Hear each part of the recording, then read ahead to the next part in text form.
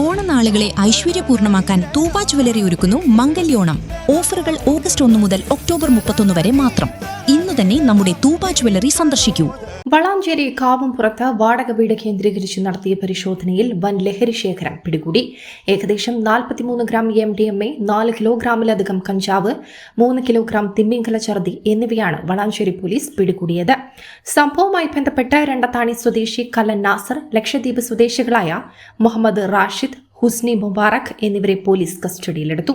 പോലീസിന് ലഭിച്ച രഹസ്യ വിവരത്തിന്റെ അടിസ്ഥാനത്തിലായിരുന്നു കാവുംപുറത്തെ വാടക വീട്ടിൽ പരിശോധന നടത്തിയത്.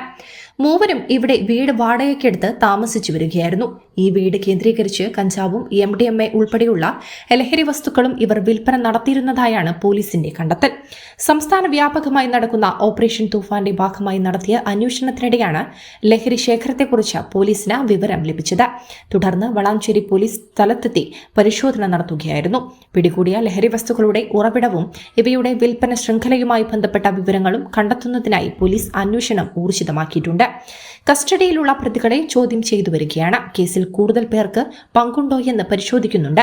വളാഞ്ചേരി കേന്ദ്രീകരിച്ച് ലഹരി വിൽപ്പന നടത്തുന്ന സംഘങ്ങൾക്കെതിരെയുള്ള പരിശോധന ശക്തമാക്കുന്നതിന്റെ ഭാഗമായാണ് നടപടി. News desk MTN news. ഓണനാളുകളെ ഐശ്വര്യപൂർണ്ണമാക്കാൻ തൂബ ജ്വല്ലറി ഒരുക്കുന്നു മംഗല്യോണം.